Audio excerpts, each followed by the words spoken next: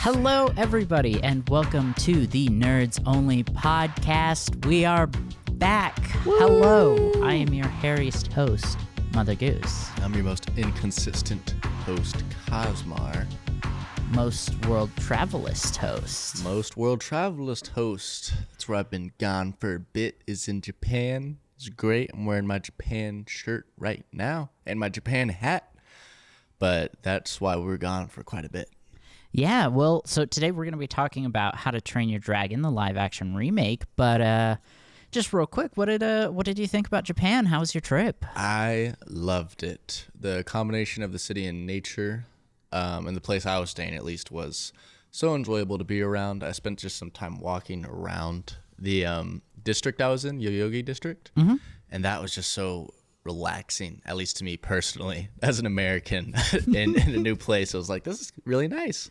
Hell yeah. Can't understand anything I'm looking at, but man, it's peaceful.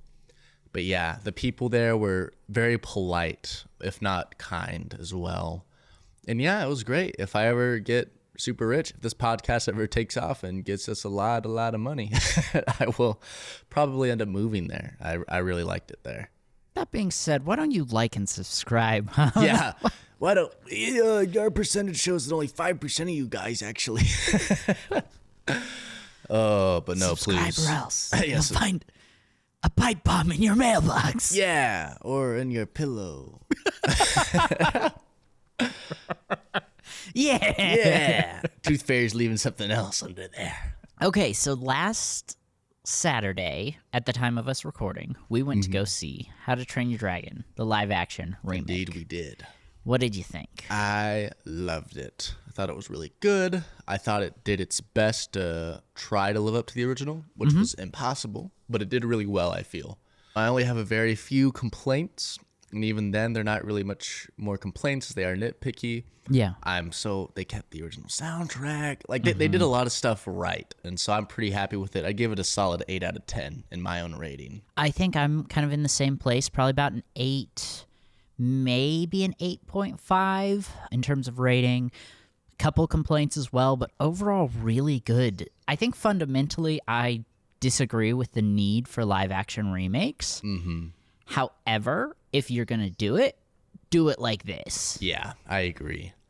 I remember I was talking to my mom and your sister about it, and she was saying the director was like really intent on not doing what all the other live action movies do, which is try to make a new convoluted plot and try to add some spice to the new story. It's like, no. Lilo and Stitch. Yeah. Who said that? Brother. Where'd that come from?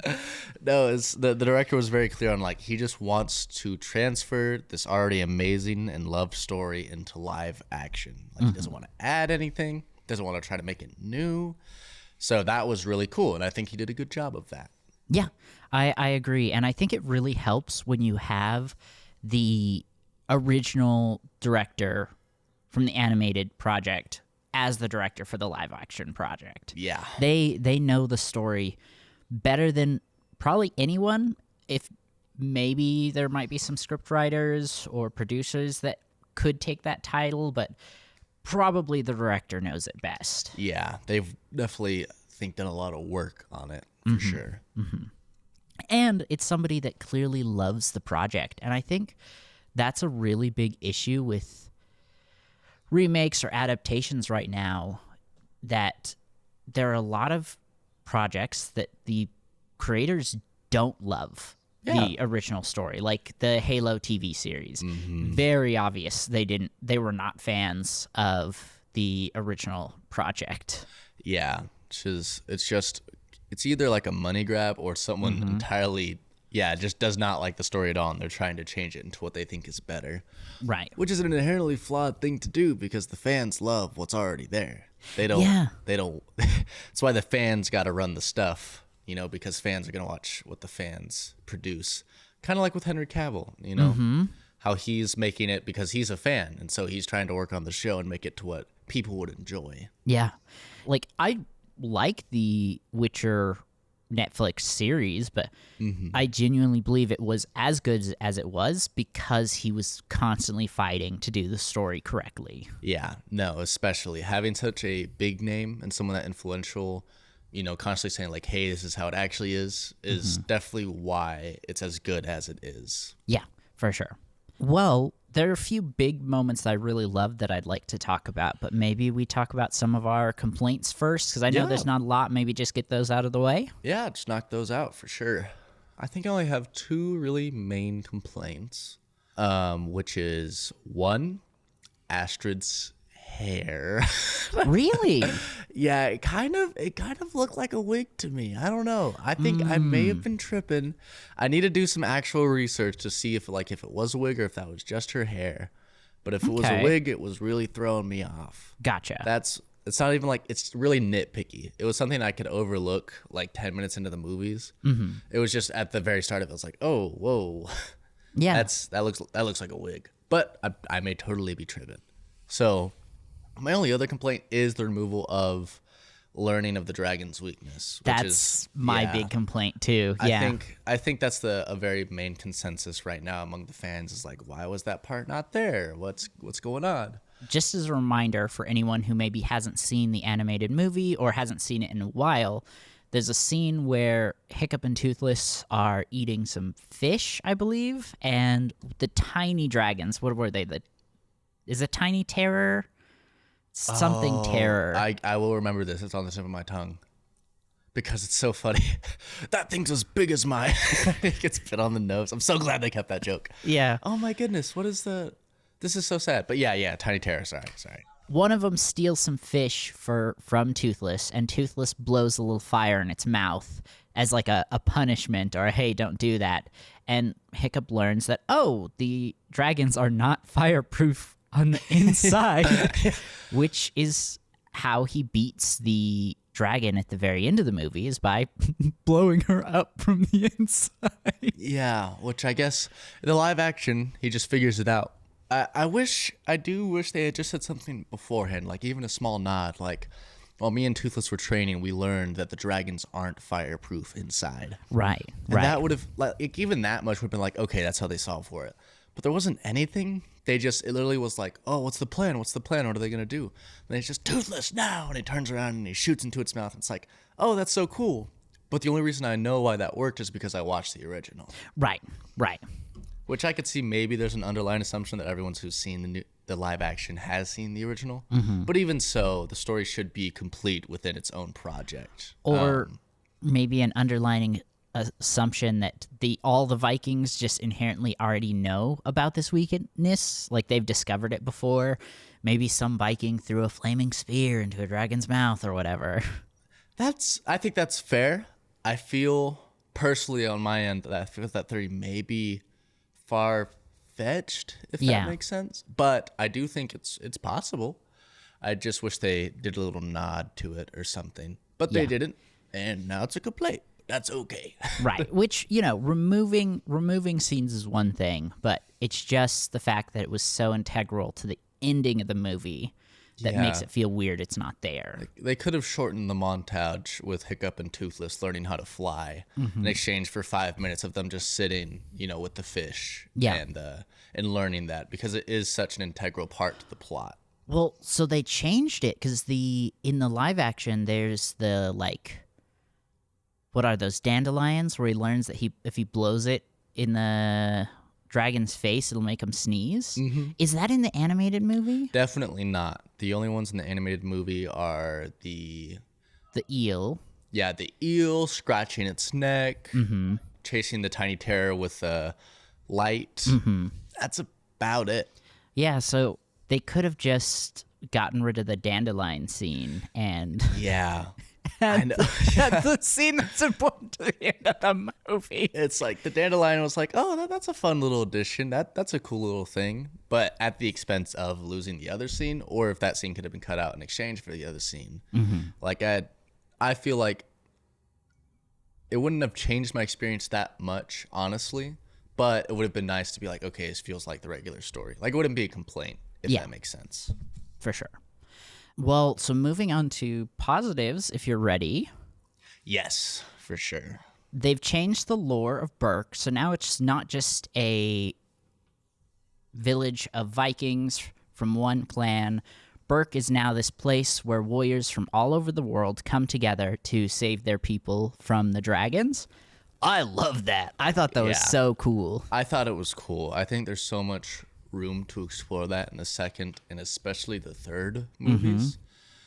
Because we know in the third movies it's multiple kind of like clans or leaders meeting together to try to kill the dragons. And so there's this interesting idea of like, is Hiccup going to are these leaders going to come back later on in conflict, after Stoic dies?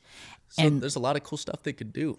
Where's the people of Berk's loyalty going to lie? Because Stoic, the way he talks to these Vikings, it's very like, yes, we are Berk, but also we are all from our own unique tribes, and we are here for our people to save them, not because we are one new people. So if they start bringing in these other dragon hunters from all over the world, where are the people of Berk's loyalty going to lie? Are they going to stay with Berk, or is it going to shift to their homelands? Yeah, I think there's a lot more they could do with it, which I think is cool. I really enjoyed the additions of like, oh, Hiccup is the son of the chief, and so therefore he gets special treatment. I thought that was really cool, and I hope they played it into that a little bit more. Yeah. And yeah, I'm really excited to see what they do, because there's a lot more quote unquote political intrigue, like very mild political intrigue that they could do there of, does Hiccup have to win over the people? Is there going to be some resentment between Stoic and the other Vikings? Because they're like, well, first we were here to kill them, but now we're accepting them? Right. There's a lot of cool things they could do, and I do hope they explore that while keeping the original intention and plot of the second movie. Which will be difficult to do, but I believe in them. You got it. We also get a name drop of Hiccup's mom, which we didn't get initially, which this is just, it's a really small thing, but I do think it'll help tie the stories together a little better. It's Helga, right? I think it starts with a V. Yeah, you're definitely right. Let me look it up. Valka Haddock. Nice. They did drop that in the... Yeah, I think when he's talking to Gobber, Stoic mentions her name. And he may say it again during their fight, or Hiccup his fight when they're arguing. But again, just a really tiny line that's going to help the movie flow better with the second one. Yes, and also the scar is so apparent throughout the first movie on Hiccup's chin, so that was really cool to see. I also loved the inclusion of Hiccup's line and him saying, the dragons killed my mother. Like, I'm not on... Whenever I think there was someone arguing about, like, where do your loyalties lie? Do you even really hate dragons? He's like, the dragons killed my mom. I understand how dangerous and the harm they could cause, but even knowing that, the plot of the movie. Yeah. And so I thought that was a super cool addition that kind of grew Hiccup's character a little bit and showed it didn't stem just out of a weakness to kill Toothless, but out of an actual empathy and compassion. For sure. The flying moment where they first really fly together. Man, they nailed it. Yeah. Oh, it was so fire. Like, all the most important scenes, I feel that were, like, visually stunning in the animated movie and were, like, cool and exhilarating. I feel like they did so well in the live action. Yeah. Like, the battle with the huge, I forget what it's called. It's not a bewilderbeast. It's right, because that's the ones from the second and third movie. The Dragon Queen, I guess. That battle was so cool. Like, that thing looked monstrous. And the flight with Astrid, I thought, was really cool. And then, that scene as well where they first fly together was so good. I loved it. Yeah. Just to bounce off that, the dragons looked phenomenal. I know. They did a good job. Like, sorry to keep bringing up Lilo and Stitch, but the big shark alien, I can't remember what his name is. They've completely removed him from the live action remake. I don't know how true this is, but a lot of what I saw was just budgeting reasons. They couldn't afford to have a big CGI alien in a bunch of the scenes. Jumba and what's the skinny one-eyed alien? I can't remember his name. They now have just like hologram disguises where they look like humans instead of just like putting clothes on like they do in the animated version. Again, same thing. What I heard was budgeting reasons. I don't know. DreamWorks could afford to have dragons, CGI dragons in almost all the scenes. Like, did you see the size of the giant CGI dragon that was the size of a mountain? Like, that thing looked detailed. Right? That was so good. They did such a good job. Yeah, and have you seen the concept art for what they originally were going to have Toothless look like? It came out recently, and it looked similar, but the original plan was to have him look more like realistic. Interesting. So he had some more spikes, and he was a little more gray. Like I would say he was a dark gray dragon instead of a black dragon. But overall, similar. I think it would have been passable if they had gone that route. But man, am I so glad they went with the original designs. Yeah, I agree entirely. I think Toothless design is so unique that it would be devastating to change it. I would have been like, oh no, I don't want to watch this movie anymore if they changed Toothless design. I'm glad they kept it because they did such a good job CGI wise. Like all of it looked very natural. Something else I really enjoyed was with the dragons. One of my biggest issues with 1, 2, and 3 of the animated series is they kind of keep adding new dragons, which I think is really cool. But then going back and watching the first one, it's like, man, why aren't all these other dragons here? And specifically in some of the scenes where you just see a bunch of dragons, there are a couple of the dragons that we see in 2 and 3. So again, just a little thing that I think will help the movies flow together a little better. Yeah, like demonstrating that this world is fully built and everything is planned from the very beginning. Yeah. Which is easy to do since the original trilogy is already made, but it does make it run a lot more smoothly. Right. I really like when they bring the original creator back because essentially they can use it as a second draft. And I think another series that does this really well is Invincible. Rob Kirkman, I think's his name. He made the comic, he's making the show, and there are a lot of changes, but he's the one that made those changes. Right. It's like the original creator is the one overseeing the project. It's still his vision. Right. Somebody's never seen How to Train Your Dragon. Do you recommend the live action or the animated series? Definitely the animated series. 100%. The live action, I think, is really good. It's not as good as the original, which that's an impossible bar to meet, especially with the limitations that live action has. I would definitely tell them to watch the original trilogy and then watch the live action as a kind of, once you finish the original trilogy, you can go back and see the first one in this kind of new light in a sense, or see something new, but that's still familiar. Yeah. So I would definitely say watch the originals first. Watch the animation. It's kind of like seeing a movie before reading the book. If the book's way better, that kind of thing. It's like you should read the original first. It's so much better. It would be tragic for you to experience this story in a way that's good, but not as good as it could be. Right. Aragon.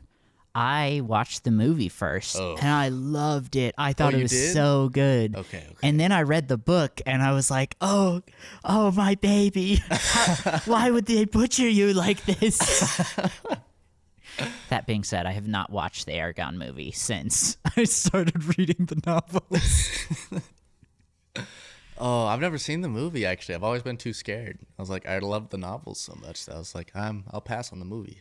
I mean, it's been years since I've watched it, so maybe it doesn't hold up, but Saphira just looked so good. Like, as many issues as I have with the actual plot and writing of the movie, Saphira looked amazing. Heck yeah. That being said, it's been over 20 years now, so... It's kind of funny looking back at some movies like, oh, my goodness, that is disgusting. Maybe it doesn't hold up, but that's what really got me into Aragon, was just how amazing its visuals were. Well, anything else on How to Train Your Dragon? No, I don't think so. I think it was such a smart decision to keep the original soundtrack. I just want to put that out there for the world to hear.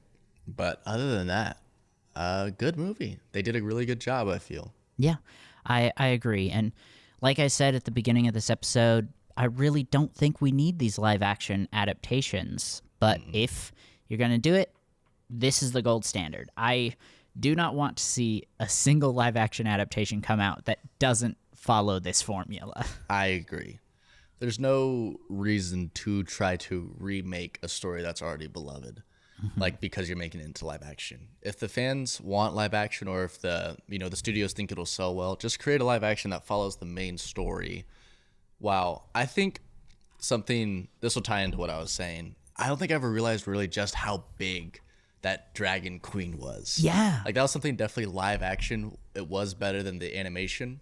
Was just because like seeing the actual humans and then seeing just this mountain of a dragon. That was the CGI was so good. Yeah. It was like that thing is huge. How are they ever gonna beat that? While in the animation, I just remember watching it and being like, oh, they'll beat it. It'll be okay. Yeah.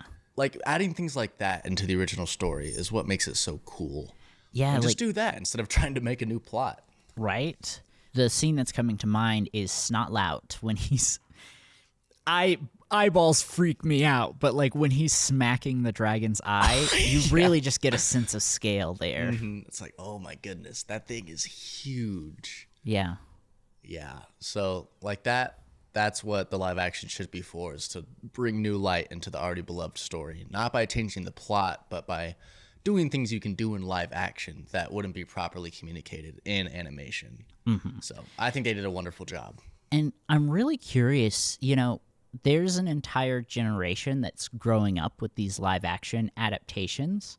I'm really curious once they're a little older to hear what their thoughts are, because people hated the Star Wars prequels, and now 20 years later, the kids that grew up with it, us, love it. We adore it. I love the Star Wars prequels. I think we might see something similar where the cultural opinion towards these movies are going to start changing once these kids are old enough to add their voice to the conversation.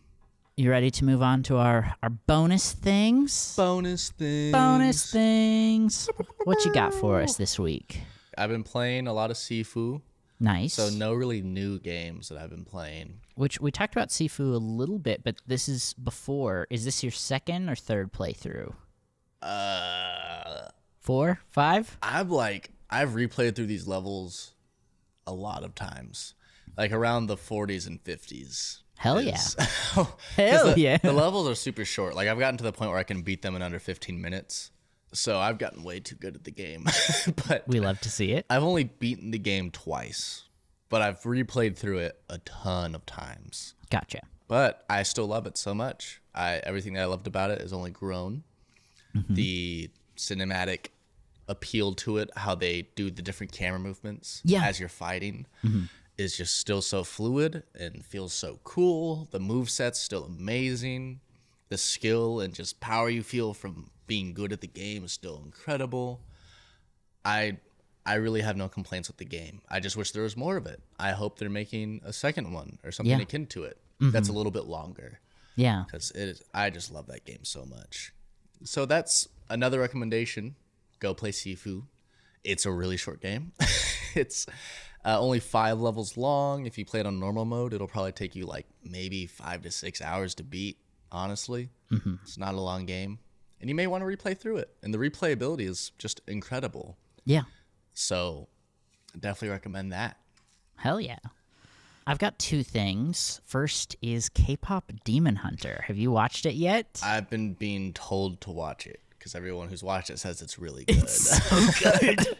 Because it's the premise of the movie is that it's these K-pop singers who are also like demon hunters. Yeah.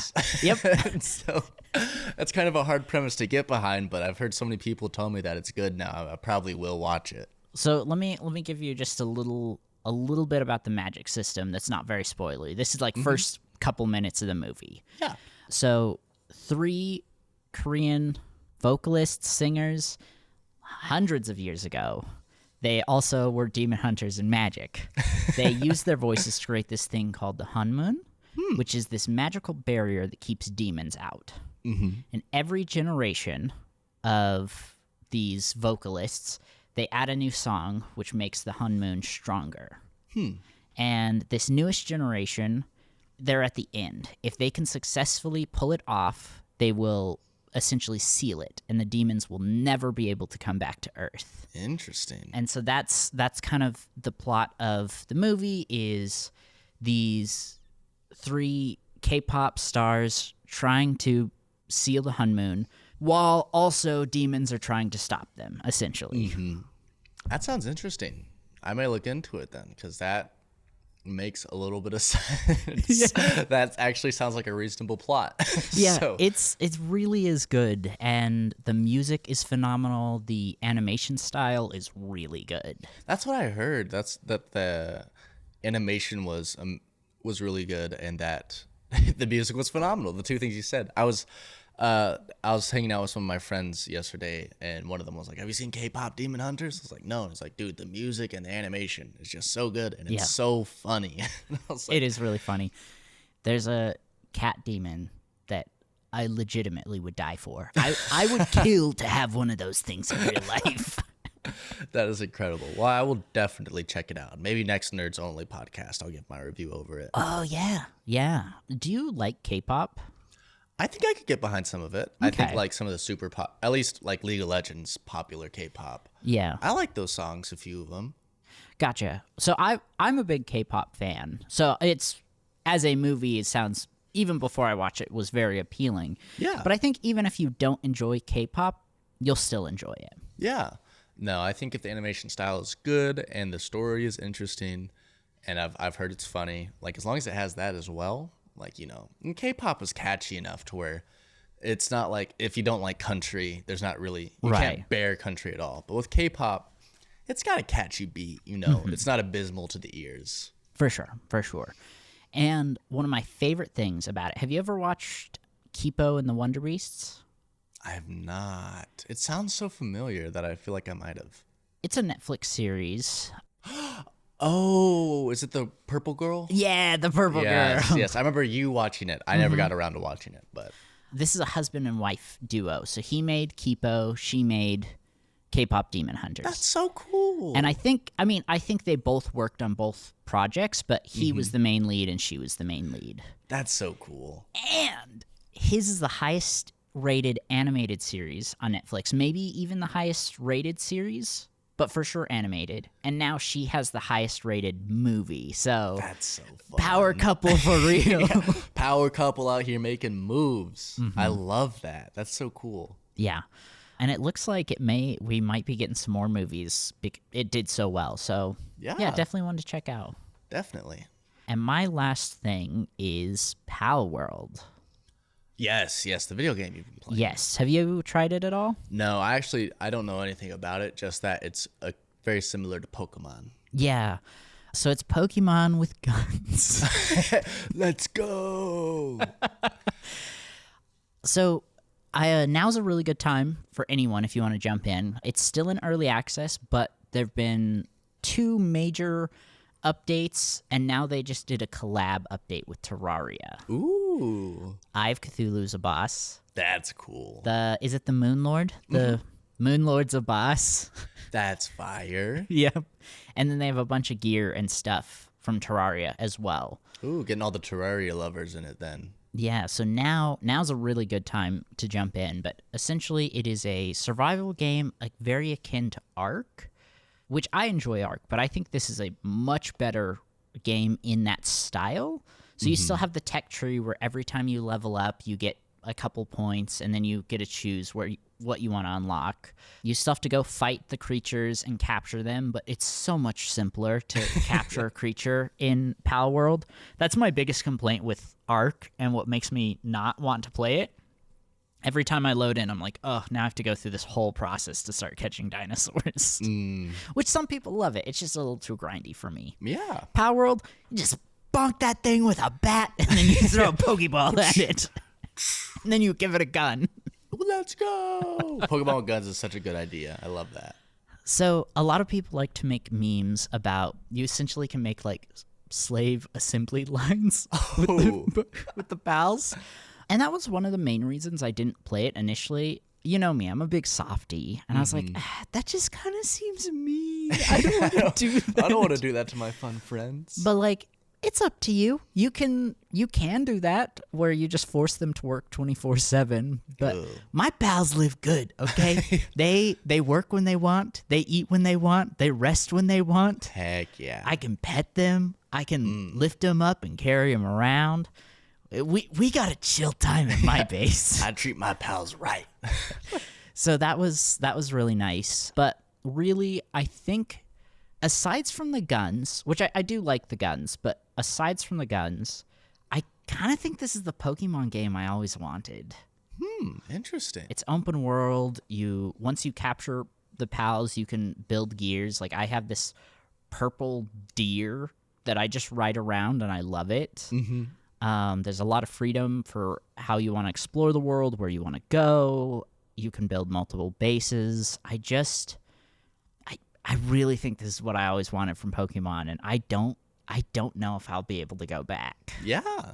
No, that's cool. I'm excited to try it out. Do you know if Plagueis or Jeremiah has tried it out?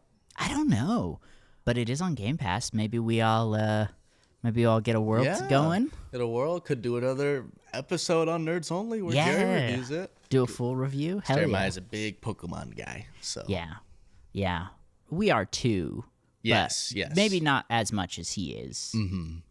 I think that was everything I had. Did you have anything else, my friend? No, I think I'm good. I'm sticking with the old stuff right now. Nothing too new. Hell yeah. Well, audience, thank you so much for listening to this episode of Nerds Only, and we will maybe see you next week. Hopefully. Maybe not. We'll see. Who knows? But remember to drink some water and love yourself today. For sure. Goodbye, everybody. Goodbye.